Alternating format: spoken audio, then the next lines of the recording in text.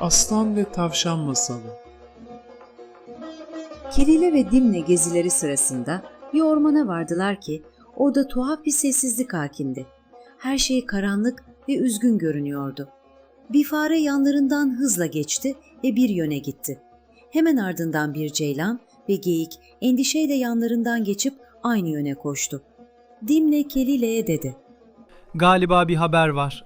Gel onları takip edelim. Onların peşine düştüler ve ağaçsız, büyük bir alana ulaştılar.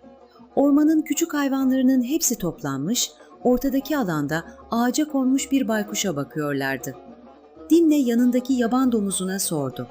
Ne oluyor? Yaban domuzu Dimne'ye dönüp dedi. Bir zamanlar burası bereketli bir ormandı ve hayvanlar huzur ve bolluk içinde yaşardı. Ama birden güçlü ve yırtıcı bir aslan bu ormana hakim oldu. Bu aslan gül yeleleri ve keskin pençeleriyle her gün avlanıyor ve hayvanları birer birer avlıyordu. Bu aslan kötü bir alışkanlığa sahipti.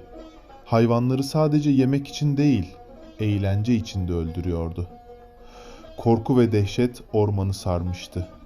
Geyikler çayırda otlayamıyor, tavşanlar yuvalarında saklanıyor, kuşlar bile uçmaya cesaret edemiyordu. Hiç kimse uzun süre dışarıda kalamıyordu. Hayvanlar bu zulümden bıkmışlardı. Bir gün büyük bir toplantı yaptılar ve danışmaya başladılar. Ormanın yaşlılarından kaplumbağa dedi. Bu böyle devam ederse soyumuz tükenecek. Bir çare bulmalıyız. Herkes onayladı ve çeşitli yollar söylediler. Sonunda her gün birimizi kurban olarak aslana göndermeye karar verdiler ki o doysun ve kalanlar güvende kalsın. Aslana dediler, size saygımızdan ve av için yorulmamanız için her gün birimizi yemeğiniz olarak seçip size göndeririz. Aslan bu tekliften memnun oldu ve kabul etti.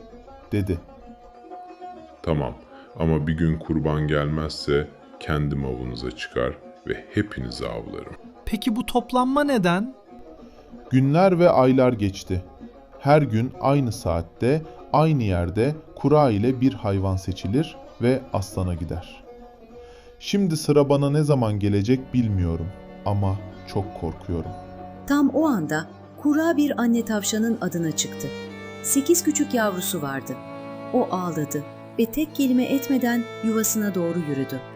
Ağır bir sessizlik çöktü ve hayvanlar gözleriyle onu takip ettiler.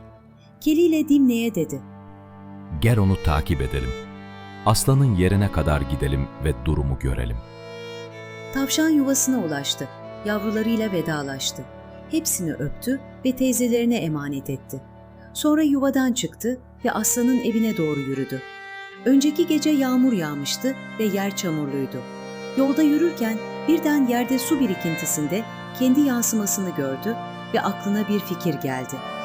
Kelile ve Dimne uzaktan onu takip ediyorlardı ve onun acele etmediğini fark ettiler. Oysa aç aslanın kükremesi uzaktan duyuluyordu. Dimne Kelile'ye dedi. Korkmuş, gitmeye ayağı yok.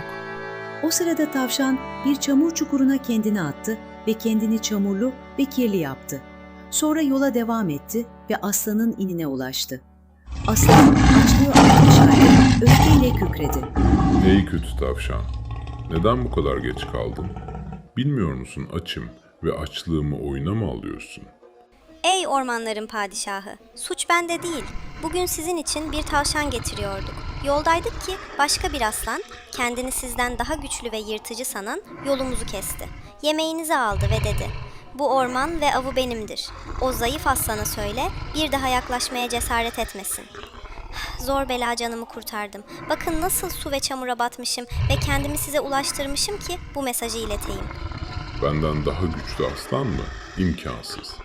Beni ona götür ki kim bu cesareti gösteriyor göreyim. Tavşan aslanı ormanın derinliğinde, derin ve su dolu bir kuyuya götürdü. Kuyunun başına vardılar. Suyu berrak ve ayna gibi her şeyi yansıtıyordu. Tavşan dedi. Ey padişah, o aslan bu kuyuda yuva yapmış ve seni bekliyor. Kendin bak. Aslan kuyunun kenarına yaklaştı ve içine baktı. Suda kendi yansımasını gördü. Kabarmış yeleler, öfkeli gözler ve açık ağız ve rakip aslan sandı. Tavşan kalktı ve aslanın yanında kuyuya baktı ve dedi: Efendim, bakın sizin için getirdiğimiz tavşan onun yanında. Aslan kör bir gurur ve öfkeyle kükredi ve kendini kuyuya attı ki düşman nasıl açsın.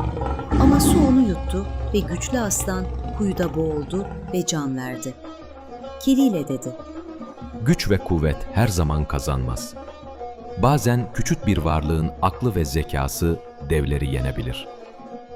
Gurur kör edicidir ve O bunu yanlış nasıl hileler yaptı? hilebazı kendi yok eder.